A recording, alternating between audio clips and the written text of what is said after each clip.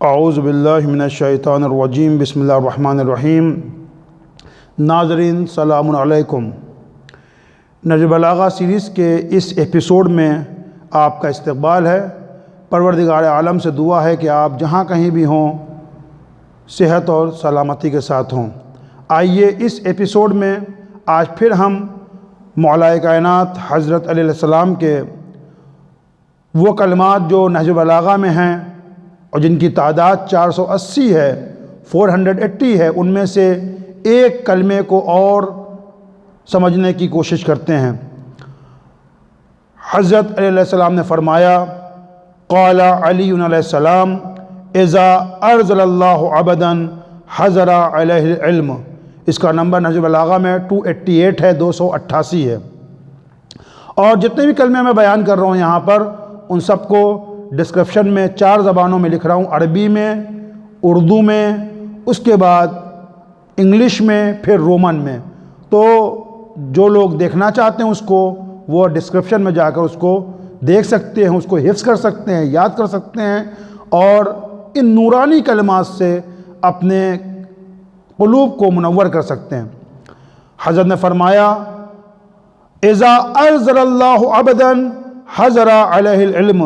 جب پروردگار عالم کسی بندے کو ذلیل کرنا چاہتا ہے تو اسے علم و دانش سے محروم کر دیتا ہے۔ یعنی پروردگار عالم بھی لوگوں کو ذلیل کرتا ہے، لیکن سوال یہ ہے کہ پروردگار عالم لوگوں کو ذلیل کیوں کرتا ہے؟ تو ظاہر سی بات ہے، اس کا جواب یہ ہے کہ پروردگار عالم عادل ہے، پروردگار عالم حکیم ہے۔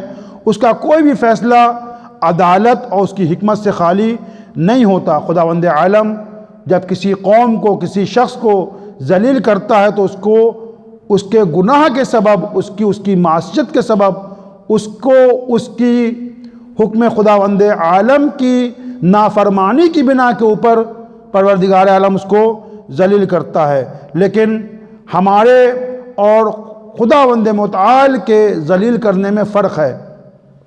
جب ہم کسی کو ذلیل کرنا چاہتے ہیں، حالانکہ ذلیل نہیں کرنا چاہیے، جیسا کہ قرآن مجید کے اندر سورہ حجرات کے اندر ہے کہ ایک دوسرے کا مذاق نہ اڑاؤ، ہو سکتا ہے تم جس کا مذاق اڑا رہے ہو خدا کی نگاہ میں اس کا مرتبہ زیادہ ہو۔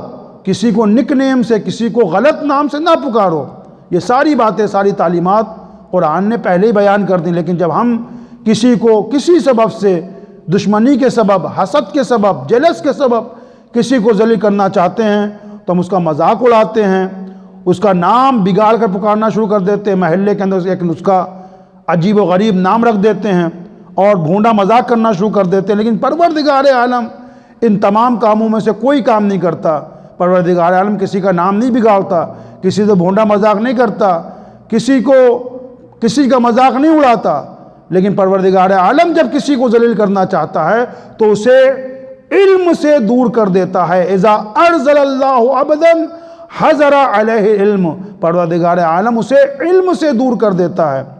تو معلوم ہوا کہ علم عزت ہے اور جہالت جو ہے وہ ذلت ہے، ورنہ پروردگار عالم علم سے دور کر کے کسی کو ذلیل نہ کرتا۔ یعنی علم سے دوری یعنی عزت سے دوری، شرافت سے دوری۔ تو لہٰذا پروردگار عالم نے جب طریقہ بتا دیا کہ علم سے دوری جو ہے وہ جہالت میں پڑے رہنا اور علم سے دور رہنا یہ ذلت کا سبب ہے۔ خداوند عالم جب کسی کو ذلیل کرتا ہے تو اس سے اس کی دولت کو نہیں چھینتا، اس سے اس کی خوبصورتی کو نہیں چھینتا، اور دوسری چیزیں اس سے نہیں چھینتا، بلکہ اسے صرف علم سے دور کر دیتا ہے۔ جب پہلا خلیفہ پروردگار عالم نے اس زمین پہ بنایا، جناب آدم علیہ السلام کو خلق کیا، تو جناب آدم کو جو شرف بخشا اور تمام فرشتوں پر جو ان کی افضلیت کو رکھا وہ علم کے سبب سے رکھا کہ جناب آدم کا علم فرشتوں سے زیادہ تھا۔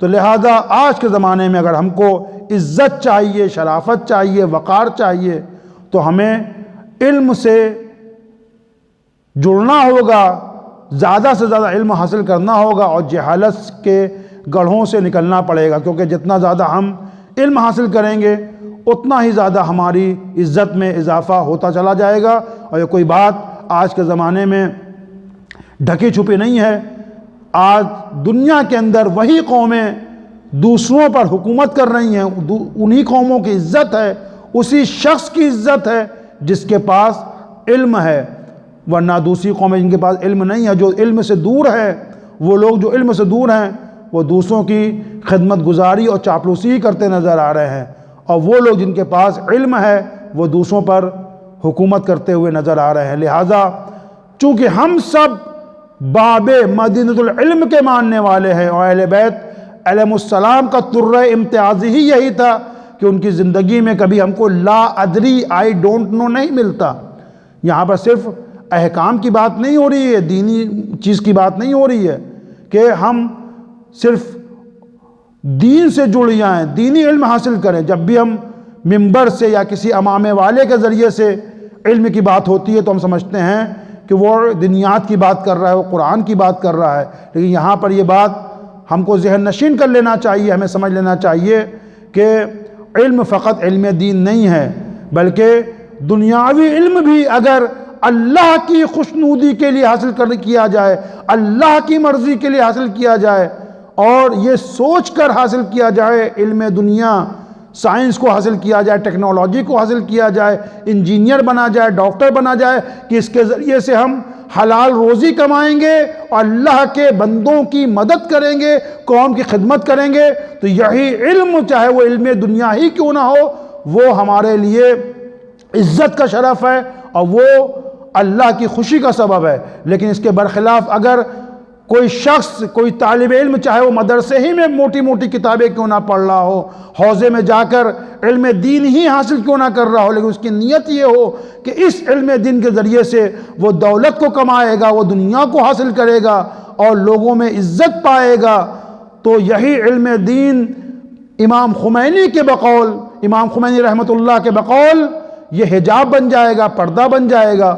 اس سے وہ دنیا کو تو حاصل نہیں کر پائے گا، بلکہ دین بھی نہیں اس کو حاصل ہوگا، وہ دین و دنیا، خسرت دنیا والآخرہ، دنیا میں بھی گھاٹے میں رہے گا اور آخرت میں بھی وہ گھاٹے میں رہے گا۔ لہٰذا ان شارٹ بریف میں بتا دیں کہ یہ کوئی فرق نہیں ہے کہ ہم علم دنیا حاصل کریں یا علم دین حاصل کریں، ہماری نیت یہ ہونا چاہیے، ہمارا انٹینشن یہ ہونا چاہیے کہ ہم جو کچھ بھی کریں وہ اللہ کی خوشی کے لیے کریں، اللہ کی مرضی کے لیے کریں۔ آئیے خداوند متعال سے دعا کریں کہ اللہ ہم سب کو علم سے جڑنے کی توفیق کرامت فرمائے اور زیادہ سے زیادہ ہم علم کو حاصل کریں تاکہ ہم دنیا میں بھی کامیاب ہو سکیں، دنیا میں بھی ایک عزت والی زندگی گزار سکیں اور آخرت میں بھی ہم سرخرو اور کامران ہو سکیں۔ اگر آپ کو لگتا ہے کہ میسج، یہ پیغام دوسروں تک بھی پہنچنا چاہیے تو اس میسج کو دوسروں تک پہنچائیں، اور یہ بھی ایک ثواب جاریہ ہے جو آپ کریں گے۔ والسلام علیکم ورحمۃ اللہ وبرکاتہ۔